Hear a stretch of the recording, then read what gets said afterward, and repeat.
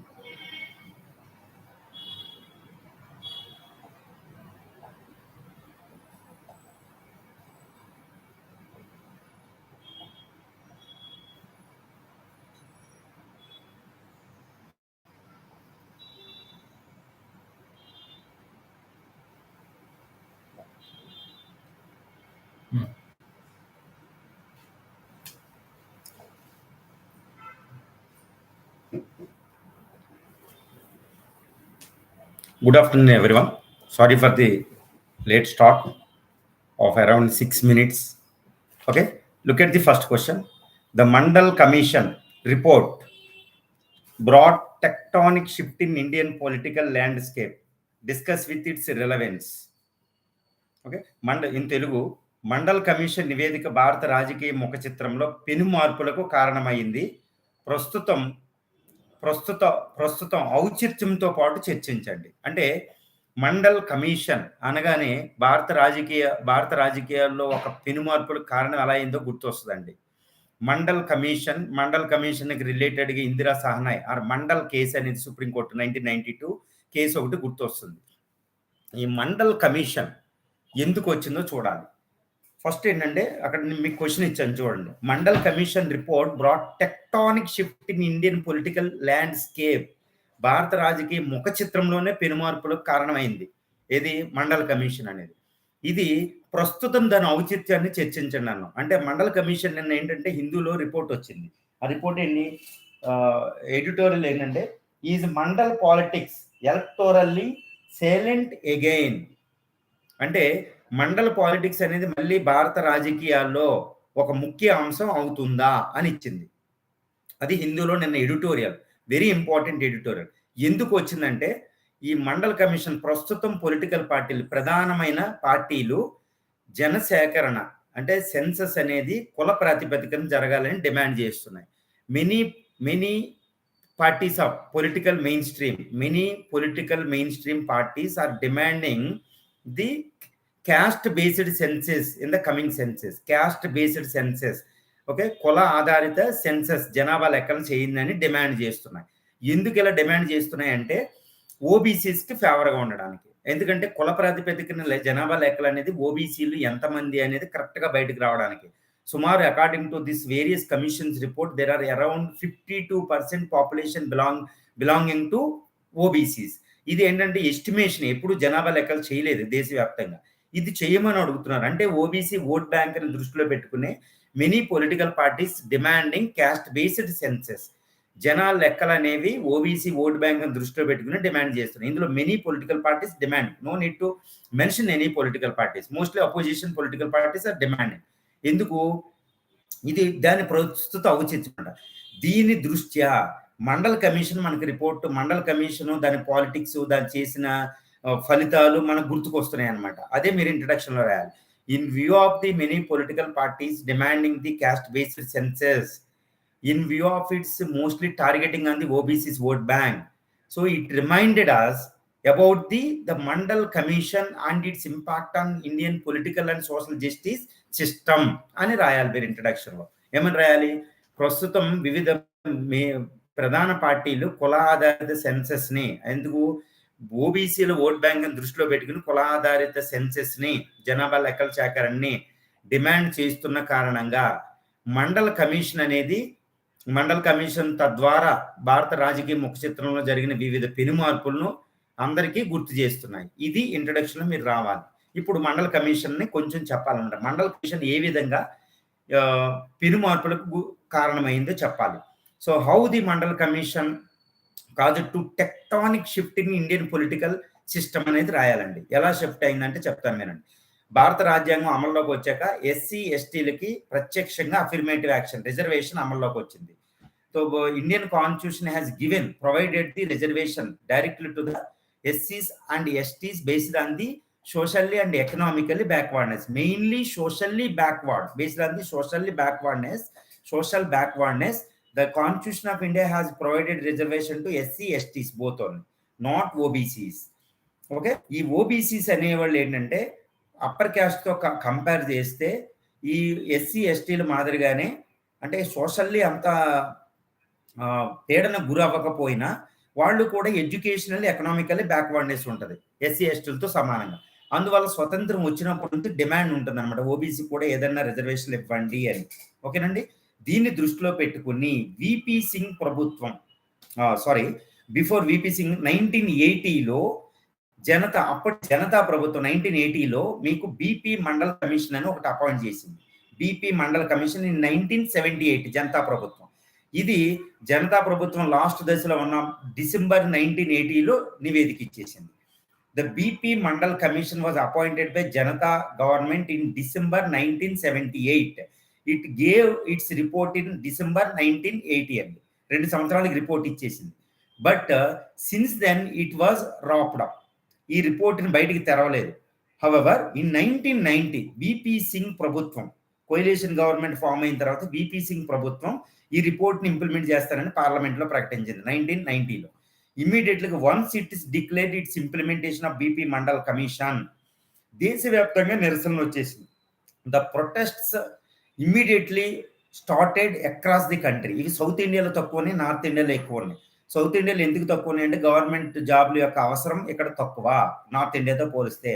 Upper caste జనాభా north ఇండియాలో ఎక్కువ, సౌత్ ఇండియాలో తక్కువ. మళ్ళీ సౌత్ ఇండియాలో ఆల్రెడీ రిజర్వేషన్ కొన్ని 50% దాకా అమలు జరపడం జరిగింది తమిళనాడు లాంటి రాష్ట్రాలు. అందువల్ల ప్రొటెస్టులు దేశవ్యాప్తంగా ఉన్న సౌత్ ఇండియాలో తక్కువగా ఉన్నాయి. కానీ విపి సింగ్ ప్రభుత్వం డిక్లేర్ చేసింది కానీ దాన్ని ఇంప్లిమెంట్ చేయడానికి సాహసించలేదు. 1992లో ఇది సుప్రీంకోర్ట్ ఆఫ్ ఇండియా వెళ్ళడం వల్ల, సబ్ జ్యుడిషియల్ అవడం వల్ల ఇంప్లిమెంట్ చేయలేదు విపి ప్రభుత్వం. వెంటనే 1992లో in a landmark judgment the supreme court of India has uplifted 27% reservation to OBCs అండి. ఈ విపి సింగ్ ప్రభుత్వం తీసుకున్న నిర్ణయం అది అమల్లోకి రాలేదు.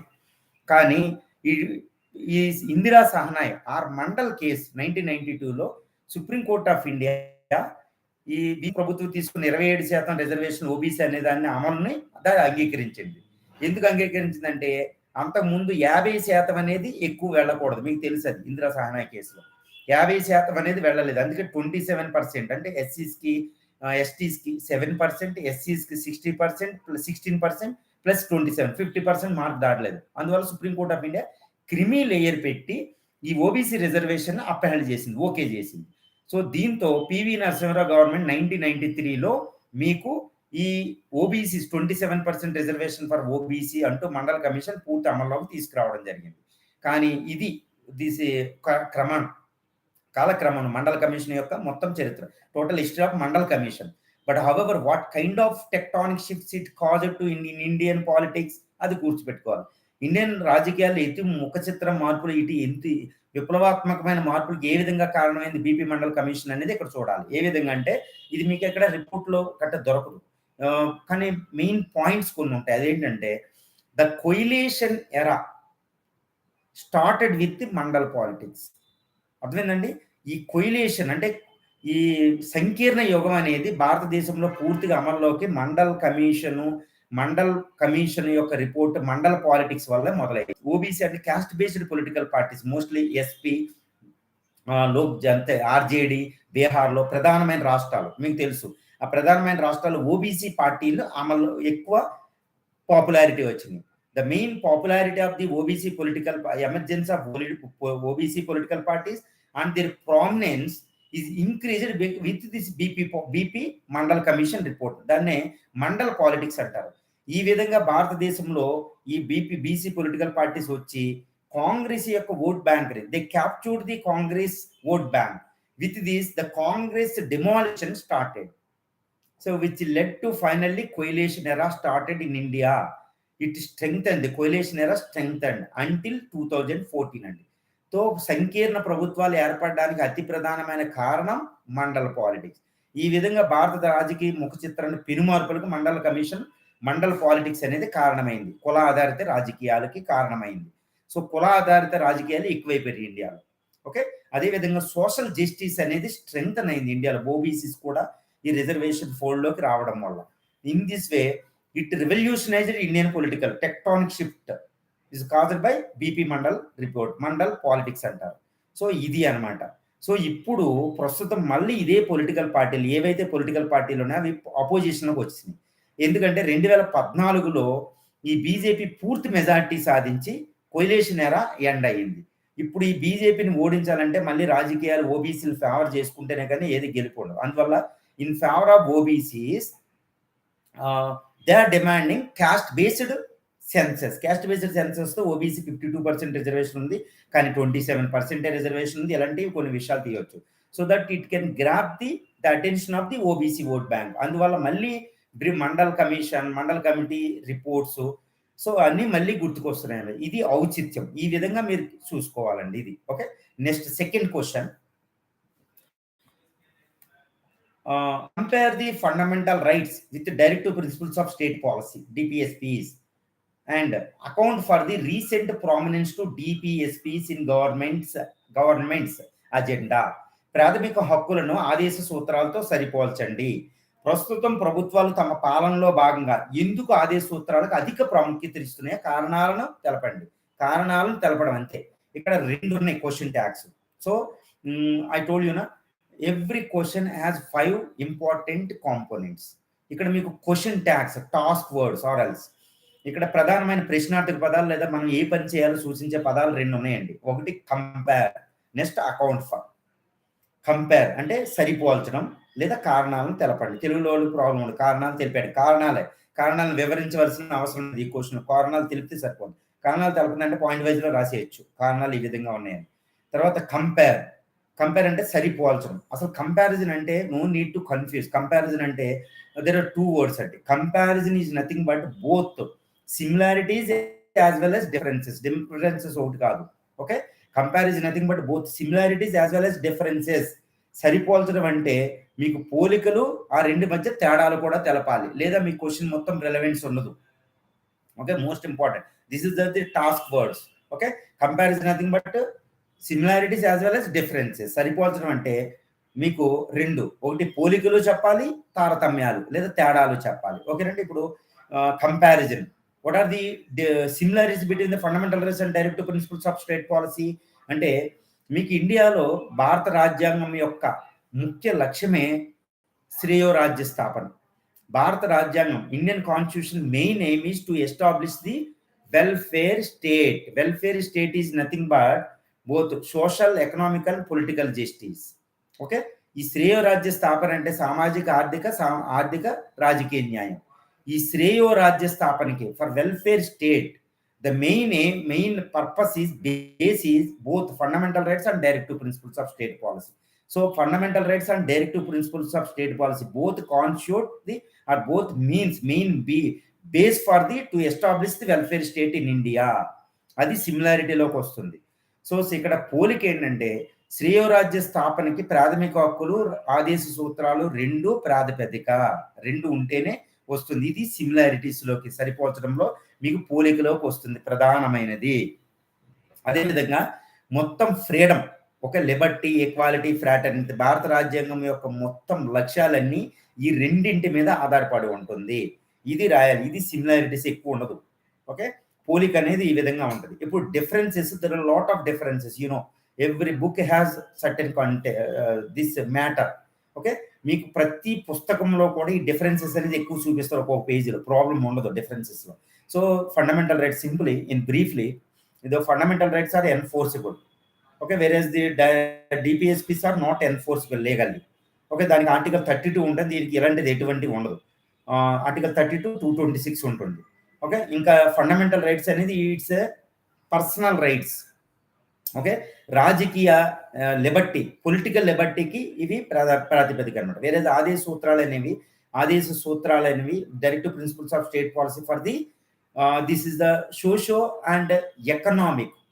Okay, socio and economic, whereas this one is political justice ki ప్రాథమిక హక్కులు. సో ఆదేశ సూత్రాలు అనేవి సామాజిక రాజకీయ న్యాయానికి, ఇదైతే వ్యక్తిగత న్యాయానికి ఉపయోగపడతాయి ప్రాథమిక హక్కులు. It's a personal in nature, these are the social in nature. ఇవి వ్యక్తిగతం అయితే ప్రాథమిక హక్కులు, ఆదేశ సూత్రాలు అనేవి సమాజానికి ఉపయోగపడతాయి. తెలుసు కదండి ప్రాథమిక హక్కులు ఇవి. ప్రాథమిక హక్కులు అనేవి దీస్ ఆర్ ది స్టేట్స్ మీద కంట్రోల్ చేస్తాయి, స్టేట్ మీద రెస్ట్రిక్షన్స్ విధిస్తాయి. Okay, this fundamental rights are imposed the restriction on the governments, whereas this directive principles are instructing the governments towards the society. So ప్రాథమిక హక్కులు అనేవి ప్రభుత్వాల మీద నియంత్రణలు విధిస్తే ఏ విధంగా రూల్ చేయాలనేది, ఆదేశ సూత్రాలు అనేవి ప్రభుత్వానికి సూత్రాలను, గవర్నెన్స్ సూత్రాలు చెప్తే, పరిపాలన ఎలా చేయండి అని చెప్తాయి అనమాట. ఇలా మీరు డిఫరెన్సెస్ రాసేస్తారు. బట్ లాస్ట్ ట్యాగ్ ఏంటంటే, ఇంకా సబ్ క్వశ్చన్ ఏముందో చూడండి. For the what high account for the recent prominence to DSPC in government. Account for the explain అనే రెండు ఎక్కడ ఉంది. ఎక్స్ప్లెయిన్ అంటే you have to give the reasons with explanation, whereas account for అంటే just reasons చెప్పేయాలంతే, no need of explanation. Account for is nothing but just reasons. మీకు ఇక్కడ కారణాలను తెలపండి తెలుగులో అయితే. ఇక్కడ ఆదేశ సూత్రాలకు ఎందుకు ప్రాముఖ్యత ఇస్తుంది ప్రస్తుత గవర్నమెంట్స్, అది స్టేట్ అని సెంటర్ అని అడిగారు. ఇక్కడ ఏంటంటే ఆదేశ సూత్రాలు ఎందుకు ప్రాముఖ్యత ఇస్తుంది అంటే, why the constitutional framers discriminated the directive principles of state policy when compared with the fundamental rights. ఏ విధంగా అంటే, fundamental rights are enforceable, whereas the directive principles of state policy are not enforceable. Why the constitutional framers left without this enforceable అనేది మీకు ఇక్కడ కావాలి. ఆదేశ సూత్రాలని రాజ్యాంగ నిర్మాతలు దీనికి న్యాయ ప్రాతిపదిక ఇవ్వలేదు. దాన్ని ఇంప్లిమెంట్ చేయకపోతే న్యాయస్థానానికి వెళ్ళే హక్కు ఇవ్వలేదు. కానీ ప్రాథమిక హక్కులకి ఇచ్చారు. ఎందుకు అనేది ఫస్ట్ గమనించాలి. ఎందుకంటే at the time of independence there were no resources for the governments to implement the directive principles of state policy. If the directive principles of state policy become the enforceable like fundamental rights, the governments might have been crushed under the pressure. ఎందుకంటే ప్రతి వాళ్ళు వెళ్ళిపోతారు సూత్రాలు. రెండు ప్రాథమిక హక్కులు అనేవి డైరెక్ట్గా ఇన్ఫోర్స్ చేసేయచ్చు. వేరేది ఆదేశ సూత్రాల అమలుకి ఏంటంటే ప్రభుత్వాల ఏకాభిప్రాయం కూడా అవసరం, యూనిఫామ్ సివిల్ కోడ్ లాగా. సో ఈ విధంగా వనరులు లేకపోవడం వల్ల ఆదేశ సూత్రాలను న్యాయ ప్రాతిపదిక చేయలేదు. కానీ ప్రస్తుత 75 సంవత్సరాల తర్వాత, ముఖ్యంగా ఆర్థిక సంవత్సరాల అమల్లోకి వచ్చిన తర్వాత మీకు గవర్నమెంట్ దగ్గర ట్యాక్స్ ఇన్కమ్ పెరిగి వనరులు పెరిగినాయి కాబట్టి ఆదేశ సూత్రాలు అమలు చేసే దశకి ఇప్పుడు వచ్చింది. ఓకే, అదొకటి. అందువల్ల ఇప్పుడు so the increase of the resources at the government because of the for the last 75 years of economic progress, especially after the inception of economic reform, there was a piling up of a huge tax income at the government. So there are sufficient resources to implement the directive principle state policy right now. That is one reason. Another reason ఏంటంటే public awareness improvement, increase of the public awareness, ప్రజల అవగాహన పెరిగింది ఆదేశ సూత్రాల యొక్క, అదొకటి reason. Next democratic strengthening of democracy. భారతదేశంలో parliamentary ప్రజాస్వామ్యం బలపడింది, అపోజిషన్ పెరుగుతుంది. రాజకీయ చైతన్యం, ప్రజా చైతన్యం ఉంటేనే ఆదేశ సూత్రాలపై ప్రభావం ఉంటుంది, అది అమలు జరిగిద్ది అనమాట. సో ఈ విధంగా increasing the strengthening of democracy and increasing public awareness, okay, increasing political awareness leads to the focus is shifting towards the directive principles of state policy. ఈ 3 రీజన్స్ రాస్తే సరిపోతుంది. సో ఇప్పుడు ఏంటంటే, ఇప్పుడు ఆదేశ సూత్రాల అమలు ఎలా జరుగుతుంది ఒక ఉదాహరణ చెప్పాలి. ఫర్ ఎగ్జాంపుల్, ఎర్లియర్ ఆదేశ సూత్రాలు ఇంప్లిమెంటేషన్, నిర్బంధ ప్రాథమిక విద్య అనేది ఆదేశ సూత్రమే, న్యాయస్థానానికి ఎవరు వెళ్ళలేదు.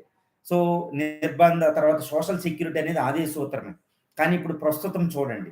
సో ఎంఎన్ఆర్ఈజీ ద్వారా లీగల్ రైట్ అయిపోయింది. ఓకే, ఎంఎన్ఆర్ఈజీ ద్వారా లేబర్ లాస్ వస్తున్నాయి. Labour national food security act 2013 ద్వారా ఫుడ్ అనేది ఇప్పుడు లీగల్ రైట్ అయిపోయింది. ఎవరైనా కోర్టుకు కూడా వెళ్ళొచ్చు అది అమలు జరగకపోతే, లేకపోతే ప్రభుత్వం డబ్బులు కూడా పే చేస్తుంది ఎంఎన్ఆర్ఈజీ దీని ద్వారా. సో రైట్ టు ఎడ్యుకేషన్ అయిపోయింది, ఇప్పుడు రైట్ అయిపోయింది, జస్ట్ లైక్ ఫండమెంటల్ రైట్. ఇప్పుడు ఈ ఆదేశ సూత్రాలు ఆర్టికల్ 21 ప్రకారం, ఆర్టికల్ 19(1) ప్రకారం ఇవి ప్రాథమిక హక్కుల కింద మారిపోయినాయి. ఇప్పుడు అంటే ఎన్ఫోర్సిబుల్ అయిపోయినాయి అనమాట. అందువల్ల ప్రస్తుతం last 2 to 3 decades, for the last 2 to 3 decades, slowly the directive principles of state policy have also been becoming enforceable laws like fundamental rights because of increasing resources and increasing public awareness, increasing democratic awareness. అది ఆ reasons రాస్తే మీకు సరిపోతుంది అనమాట. So take the model questions, మీకు synoptic questions వస్తాయి, ఒకసారి చూడండి. సో ఈ విధంగా ఏంటంటే lot of understanding, no need of huge understanding, but how to attempt the question is more important. అందువల్ల మీరు చదివినా చదవకపోయినా క్వశ్చన్ అటెంప్ట్ చేయడానికి ట్రై చేయండి. Okay, thank you very much.